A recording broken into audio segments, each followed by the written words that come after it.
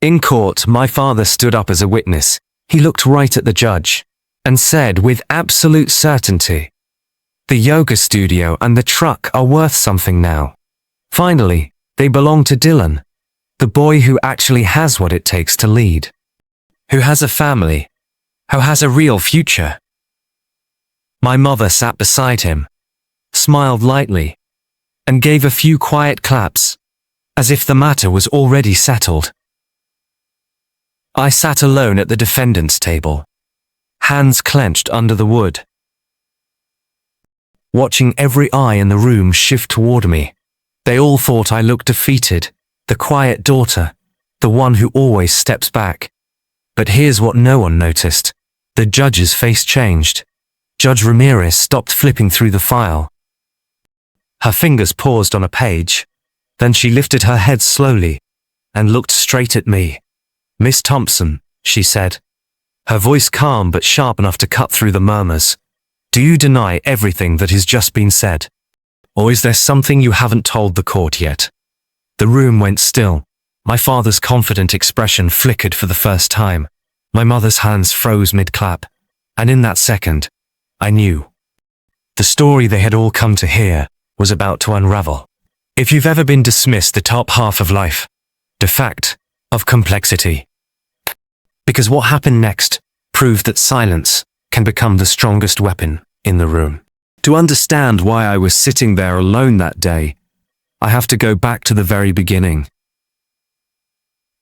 From the moment I could remember, my family had already decided who Dylan was and who I would never be. My younger brother entered every room like he owned it, loud, quick to laugh, always ready with an opinion. My parents saw that as promise. "Dylan's going to do great things," my father would say, one hand on his shoulder. As if the future was already signed in his name. Dylan believed it too. He never doubted he deserved the best spot at the table, the newest toy, the loudest applause. I was the other one. The one who cleaned up after everyone. Who finished homework without being asked. Who stayed quiet when voices rose. They called me responsible. That word followed me like a shadow. Responsible meant useful, but never special. Responsible meant I didn't need praise, because I should already know my place. Birthdays made it clearest. When Dylan turned 8, my parents threw a party in the backyard. Bounce house, pizza truck, a giant cake shaped like a soccer ball. He tore open gifts until the wrapping paper covered the grass. New bike with gears, video game console, skates. I stood at the edge of the crowd, holding a paper plate, smiling, because that's what you do. My gift from them? A card with $20 inside, and the words, "Keep up the good work." Dylan looked over, grinned, and said, "Thanks for coming, Alex." Everyone laughed like it was funny. I forced a smile, and went inside to help my mother clean the kitchen. Before the party even ended, another year. Summer vacation. We drove to the lake house for a week. Dylan sat in the front passenger seat the whole trip, choosing every song, deciding when we stopped for snacks. I sat in the back, with the cooler and bags, knees pressed against the seat in front. When we arrived, he picked the bedroom with the best view. I took the fold-out couch in the living room. No one asked, no one needed to. That was just how things worked. If you've ever felt like the backup option in your own family, keep listening. Because the moment that broke something, this man was the first woman and teacher, and you had no one. Our family had a glass vase on the entry table, something my mother loved. Blue and fragile. One afternoon, Dylan was running through the house with a soccer ball. He kicked it hard. The ball hit the table. The vase fell and shattered across the tile. I was in the next room, reading. My parents rushed in. Dylan started crying before anyone spoke. "It slipped. I didn't mean to." My father looked at the pieces, then at me, standing in the doorway. Alexandra, why didn't you stop him? I opened my mouth to explain I wasn't even there, but my mother cut in. She's always around when things go wrong. Dylan kept sobbing. My father turned to see. Tin softened. It's okay, son. Accidents happen. Then he looked back at me. You're older. You should have been watching. You're grounded for the weekend. No books, no TV. I tried to speak, but I was in my room. My father's voice sharpened. Enough. You always have an excuse. You're the one who causes trouble. Dylan peeked from behind my mother, tears drying already, a small smirk. When no one was looking, that night, I sat on my bed in the dark, pieces of the day replaying. I cried quietly into my pillow, so no one would hear. For the first time, I understood something cold and clear. Telling the truth didn't matter. Being right didn't matter. Speaking up only made the room colder. The voices louder, the punishment longer. From then on, silence became my safest choice. If I stayed quiet, they couldn't twist my words. If I stayed quiet, I could survive. Years passed that way. High school brought more of the same. Dylan played varsity soccer, got invited to every party, dated the popular girls. My parents attended every game, cheered until their voices cracked. I made honor roll every semester. Joined the debate team because it let me speak without anyone interrupting. But they never came to Dylan's best teacher, Black Master Monica, Mom's favorite friend, Monica, a child head senior, Brian Lumby, white man. We were best friends and girls, my mother. I started working part-time at 16, stocking shelves at the local bookstore after school. The money went into a savings account my parents didn't know about. I bought my own clothes, paid for my own phone plan, filled the gas tank without asking. Independence wasn't rebellion, it was protection. If I relied on them, I owed them. If I owed them, they could take. By the time I graduated high school, Dylan was already talking about college scholarships and big plans. I got into a state university with a partial scholarship, worked 2 jobs to cover the rest. My parents threw him a big send-off party. Mine was a quiet dinner at home. You'll be fine, my father said, patting my shoulder. You're responsible. I left for college without fanfare. And for the first time in years, the house felt quieter without me. Not because they missed me, because the person who always cleaned up, who always stepped aside, was finally gone. That silence I learned as a child stayed with me. It followed me through dorm rooms, late night shifts, early mornings. It became part of who I was. Not weakness, survival. But survival has a cost. And years later, when Grandfather Harold left me the yoga studio and the truck, that cost finally came due. Grandfather Harold passed away quietly on a Tuesday morning, late autumn. He had been ill for months, but he never complained. The last time I saw him alive, he handed me an old envelope. Inside was a handwritten will, yellowed paper. His shaky signature at the bottom, along with a set of keys. And the original property deed.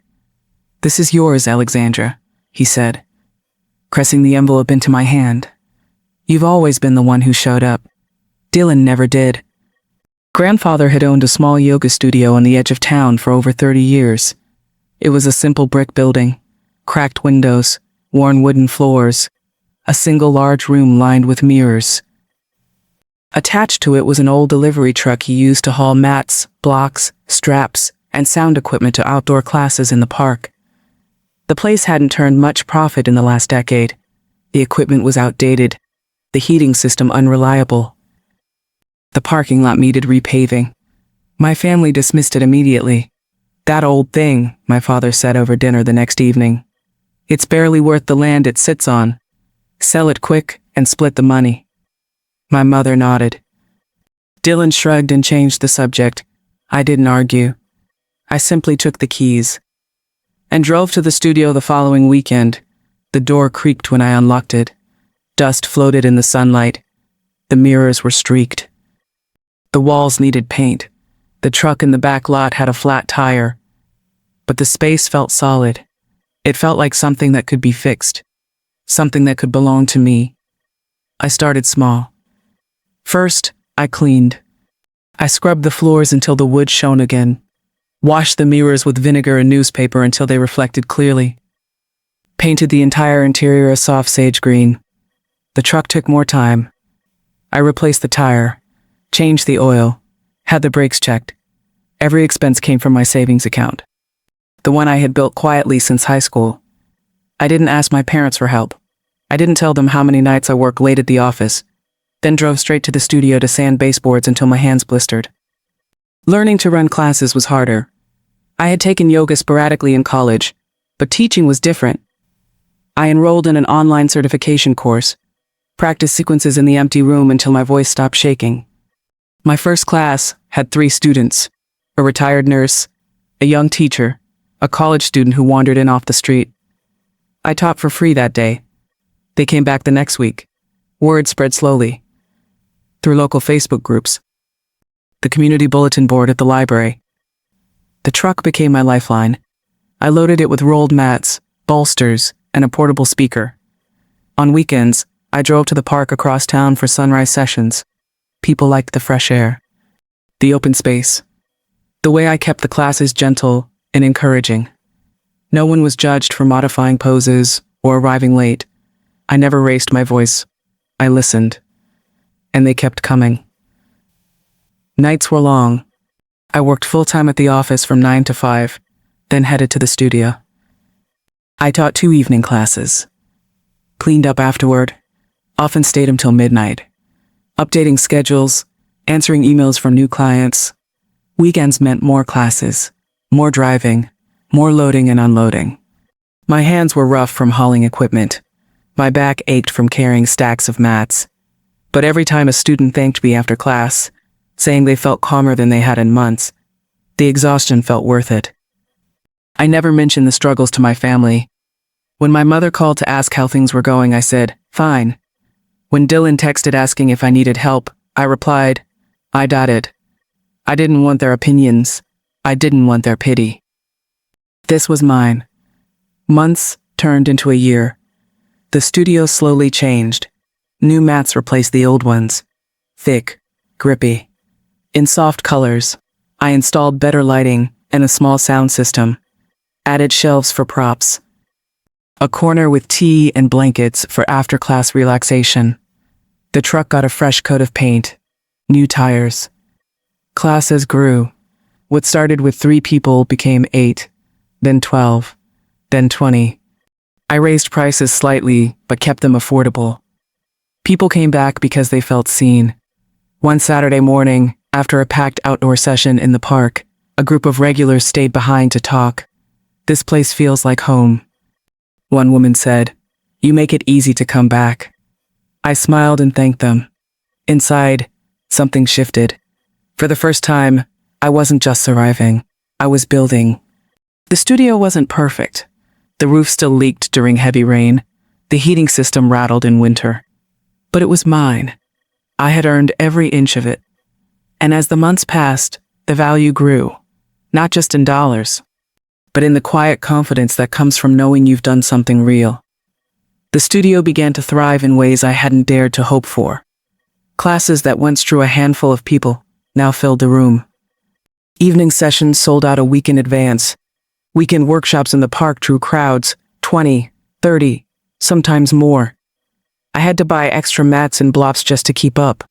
The truck was on the road almost every day, hauling equipment to different locations. Revenue doubled within 6 months. I hired a part-time assistant to handle registration and cleaning, so I could focus on teaching. For the first time, the numbers on my spreadsheet showed black ink instead of red. People talked about the studio. They liked the atmosphere.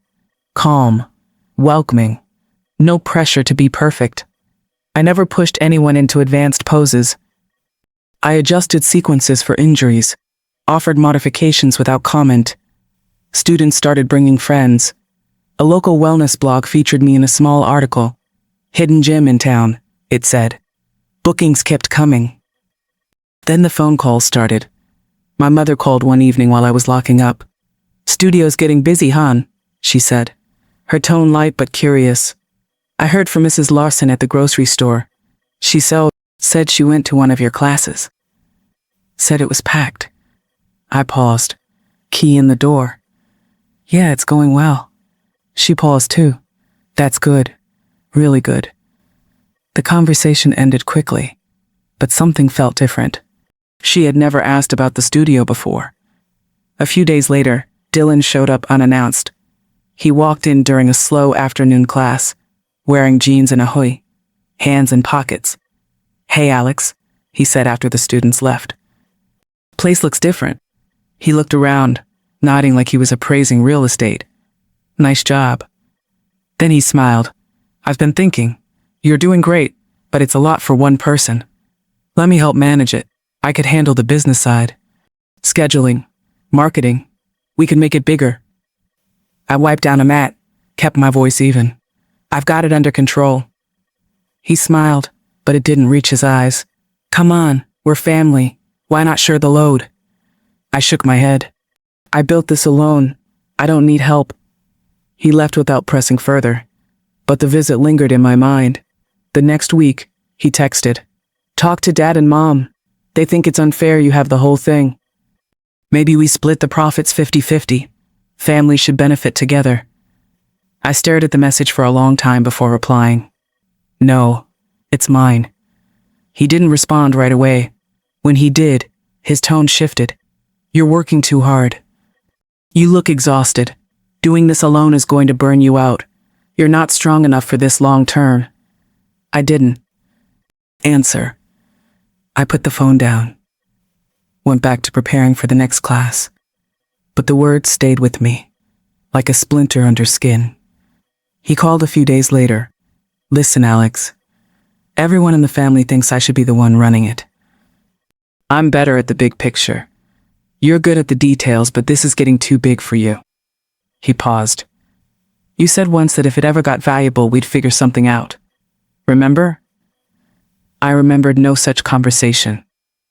I never said that. He sighed. You were tired, you probably don't recall. But we can fix this. Just sign a simple agreement. Shared ownership. It's fair. I hung up. My hand shook. I sat on the studio floor, staring at the mats I had bought with my own money. The room felt smaller. Then the envelope arrived. Thick. Legal-sized. No return address. I opened it at the kitchen table in my apartment. Court documents. Dylan Thompson versus Alexandra Thompson. Petition for ownership transfer of the yoga studio and vehicle. The filing claimed I had verbally agreed to share the property, then withdrew due to emotional instability caused by overwork and stress. Attached were affidavits from my father and mother, stating they had witnessed conversations where I expressed doubt about managing it alone. They signed without hesitation. The betrayal hit like a physical blow. I read the pages twice, then set them down. My chest tightened. My eyes burned. But I didn't cry. I had learned long ago that tears changed nothing. I called James Whitaker, the lawyer I had found through a colleague at work. He listened without interruption. When I finished, he said, "This is weak. No written agreement. No financial contribution from him. We'll fight it." I thanked him. Hung up. The court date was set for 6 weeks later. I kept teaching. I kept driving the truck. I kept smiling at students. But every night alone in the studio after closing, I felt the weight of what was coming. Not fear, not anger.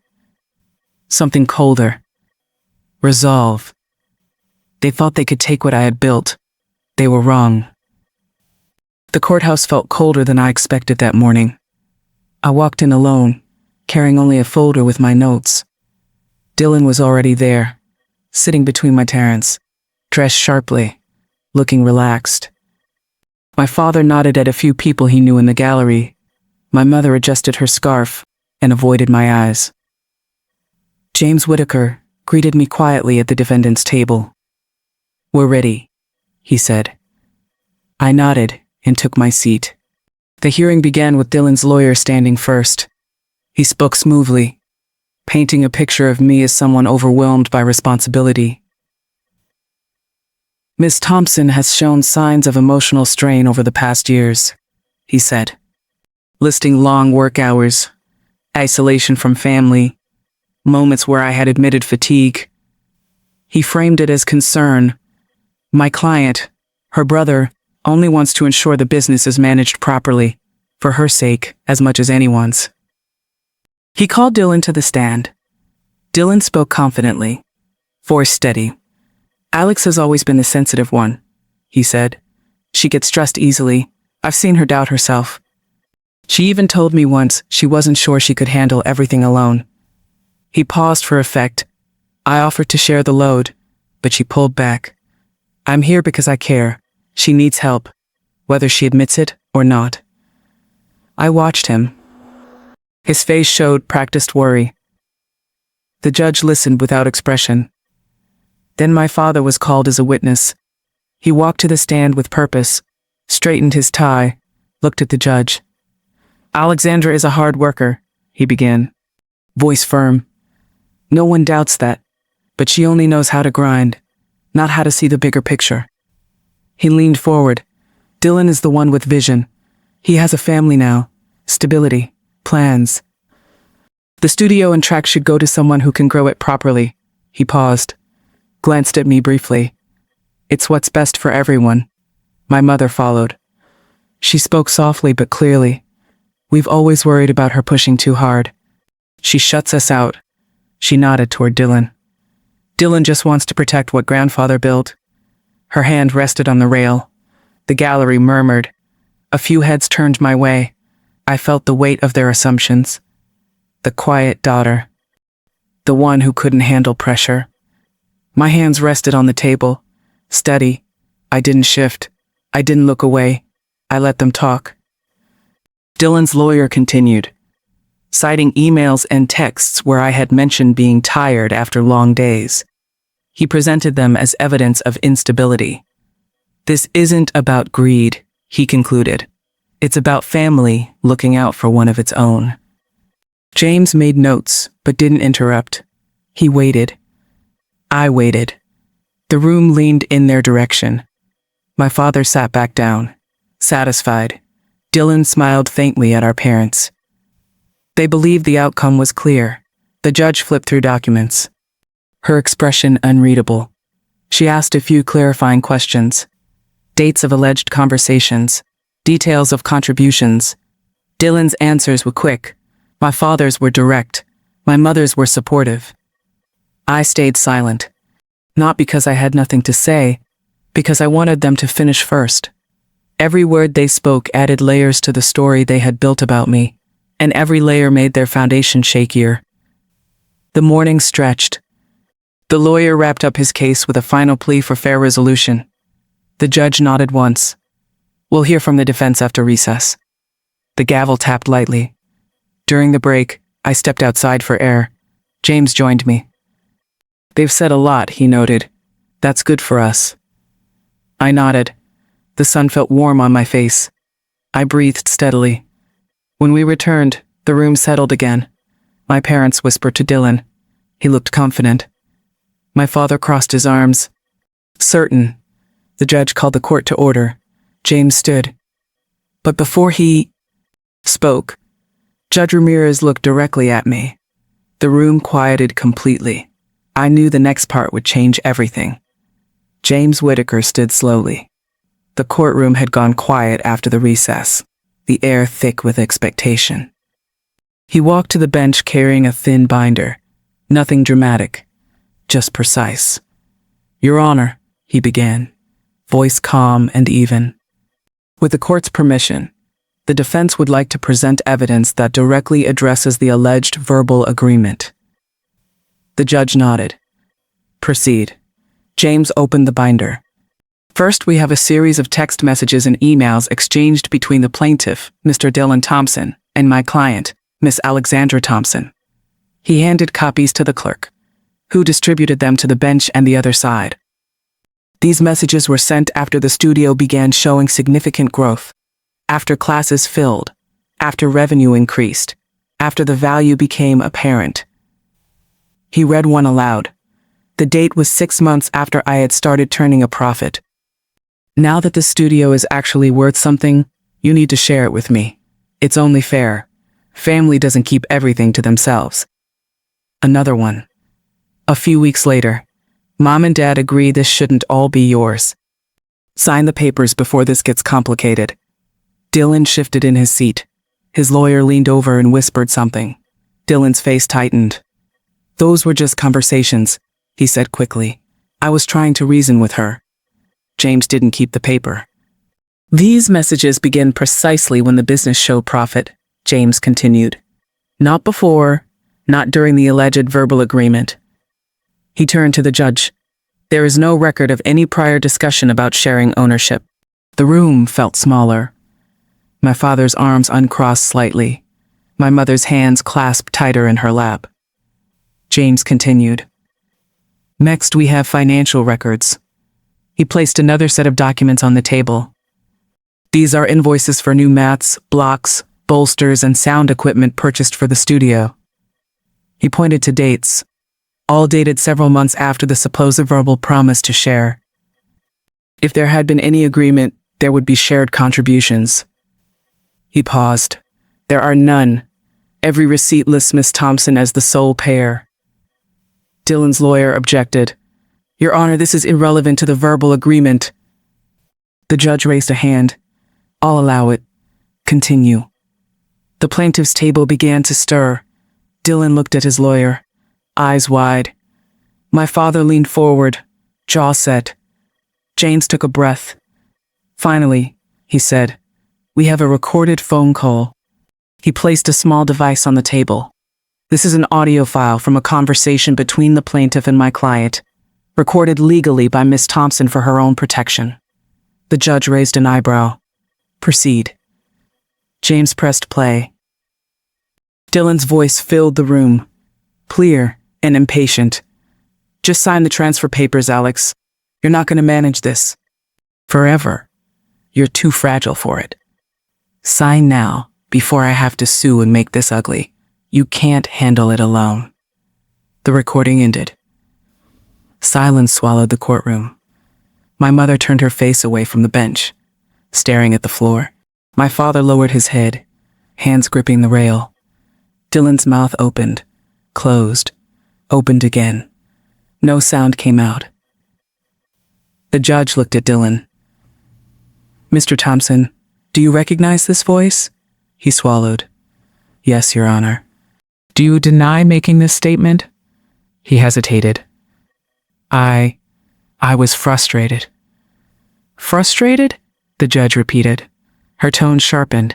You claim concern for your sister's well-being, yet this recording suggests coercion.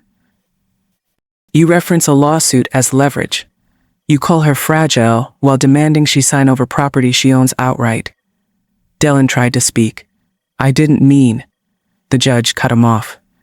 You referenced a prior verbal agreement in your filing, yet the evidence shows no such agreement existed before the business gained value. She leaned forward. The messages you sent came after success. The purchases were made solely by Miss Thompson.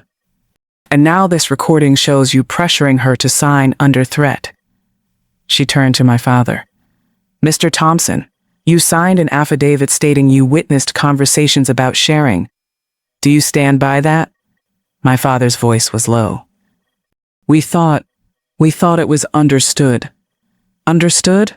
The judge said, or assumed after the fact. She looked at my father. Mother? Mrs. Thompson? My mother didn't lift her eyes. We wanted what was fair. The judge leaned back. Fairness is not determined by who benefits after the work is done. She paused. This court sees a pattern. Pressure applied only when the asset became valuable. No evidence of prior agreement, no financial contribution from the plaintiff, and clear attempts to coerce transfer. She addressed Dylan directly. Your claim relies on portraying your sister as incapable, yet the records show consistent management, growth, and responsibility on her part. The evidence contradicts your narrative. The room stayed still. No murmurs now. Just the weight of what had been revealed. James returned to his seat. He didn't smile. He didn't need to. I sat without moving. The truth had spoken for itself. And it had been devastating. The judge returned after a short recess. The courtroom was silent. The kind of quiet that presses against your skin. She sat down, folded her hands, looked across the room at each of us in turn. When her gaze reached me, it lingered for a moment longer. "I have reviewed all the evidence," she began, voice steady and deliberate. "The plaintiff's claim rests on an alleged verbal agreement to share ownership of the yoga studio and associated vehicle. The supporting affidavits and testimony suggest emotional instability on the part of Miss Thompson as the basis for intervention." She paused, letting the words settle. "However, that the defense has presented clear documentation." She lifted the evidence file. "Financial records showing sole responsibility for all improvements, purchases, and operational costs. Communications from the plaintiff that only appear after the business gained measurable value. And most significantly, a recorded conversation in which the plaintiff explicitly pressures Miss Thompson to sign over ownership under threat of litigation." She turned to Dylan. "This is not concern. This is opportunism." Dylan sat rigid. His lawyer made a small movement, but the judge continued. "The court finds no credible evidence of any prior agreement.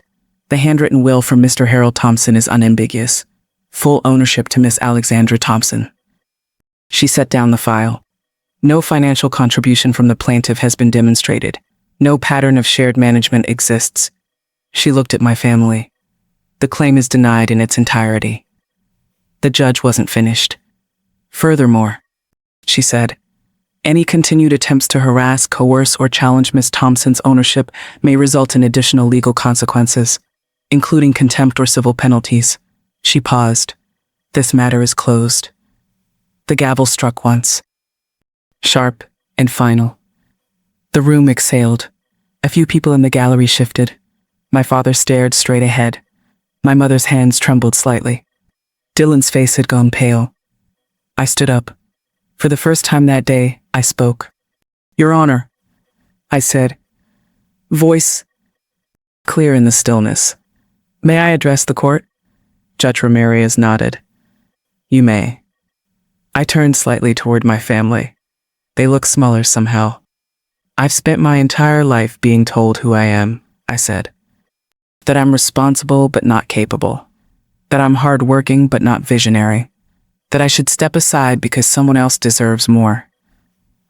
No one ever asked how I was doing when I worked 2 jobs to pay for the studio. No one came to see the late nights, the repairs, the classes I taught when I was exhausted." I paused. No one offered help.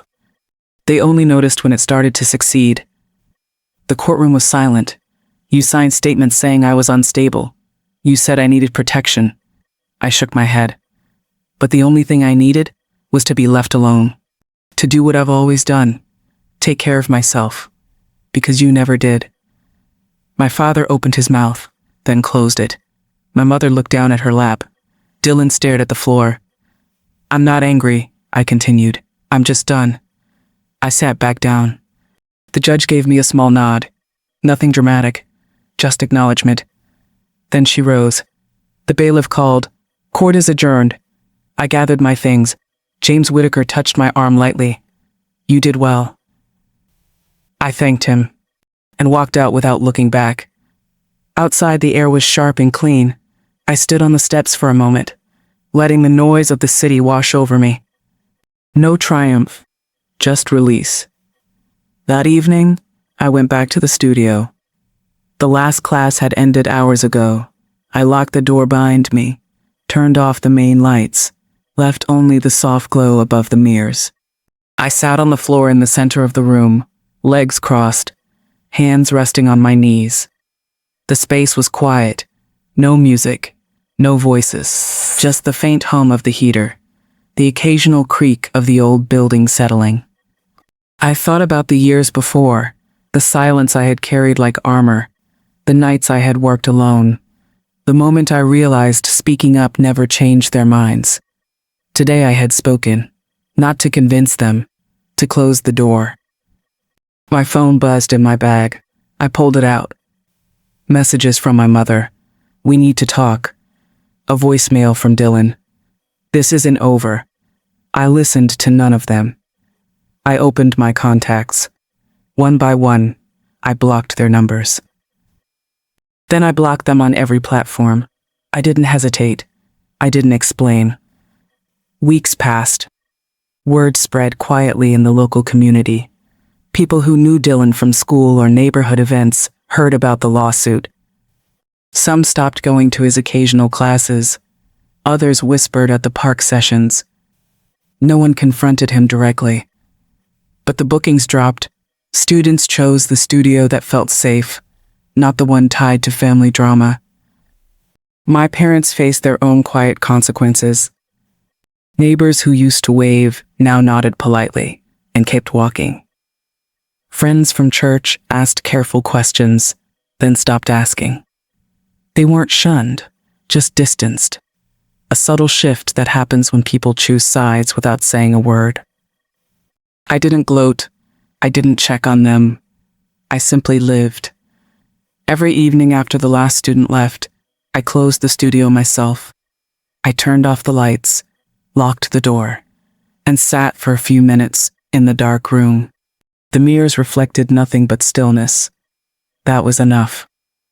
For the first time in my life, I understood silence wasn't weakness. It wasn't endurance. It was choice. A deliberate decision to protect what I had built, to guard the space I had earned, to refuse anyone who thought they could take it because they believed they deserved it more. I had carried silence for so long it felt like part of me. Now it was mine to use, not theirs to demand. And in that quiet room, with the world outside moving on, without me waiting for approval, I finally felt at peace. The studio wasn't just a business anymore. It was proof. Proof that the quiet daughter, the one they dismissed, the one they overlooked, could build something they never imagined and protect it with the same silence they once used against her. If you've ever been underestimated by the people who should have believed in you, I need to know. What did you build when no one was watching? Drop your story in the comments, because if you made it to the end, you already understand. Sometimes the quietest people carry the heaviest weight. And when they finally set it down, the whole room feels the difference.